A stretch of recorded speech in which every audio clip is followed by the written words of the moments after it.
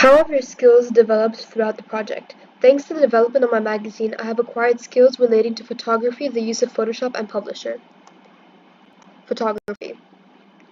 When taking the photos for my front cover, two-page spread, contents page, and development, I took into consideration key factors that would improve my photos and stick to the minimalistic and unisex theme of my magazine.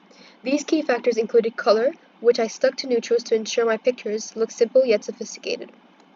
The angles which varied throughout, with my front page being a lower left angle, so the two peaks of the buildings were within the frame without being too zoomed out.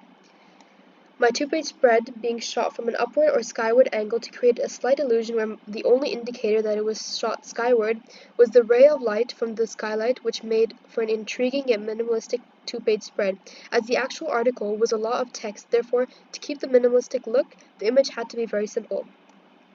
My contents page was shot skyward, slightly angled to the left, which was deliberately done to capture the angular lines of the buildings, making it seem aesthetically pleasing to the eye, as if all the lines fit together like a puzzle, and to leave the dark sky as a space to put text in without overlapping the buildings. Lighting in general was kept to highlight the buildings. On my front cover and contents page, to emphasize on the fact that it is an architectural magazine and was shot at night, where the dark sky acted as a way of highlighting the center of attention, the actual architecture, whilst the two-page spread was shot in the morning, with more light allowing it to seem brighter. This kept the 3 pages similar through the color schemes, but added contrast using the lighting. Deciding on locations for my images was surprisingly easy, as my magazine was based in the Middle East with an emphasis on Qatar. This narrowed down the locations, as Doha has prominent architectural creations that fit my magazine overall theme, where modern brilliance meets Qatar's proud culture. In terms of advanced skills in photography, the image for my contents page originally had a purple hue seen on the left, to which I had changed it to yellow to fit the color scheme on my other 2 pages, to keep an overall cohesive aesthetic through Photoshop. I had obviously learned the basic skills needed for Photoshop, like cropping to ensure the image fit, resizing fonts to balance and create the layout for each page.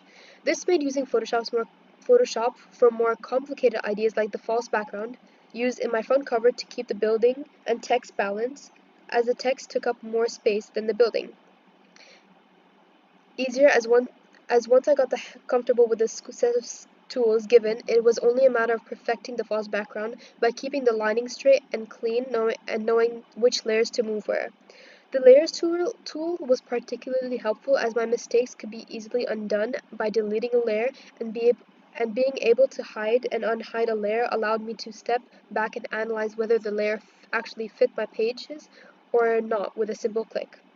I had also downloaded the lemon milk font from the font and used it in all my pages through Photoshop. I had added a drop shadow on the header of my contents page to add depth and emphasis on the text. Publisher. I had only used Publisher to insert my article in my 2-page spread, as since Photoshop uses bitmap pixels even for text, it made smaller sized fonts difficult to read and grainy, whilst Publisher uses vector lines and curves, which made smaller sized fonts easier to read and overall clearer, which was needed as the article was long, making it seem messy without Publisher.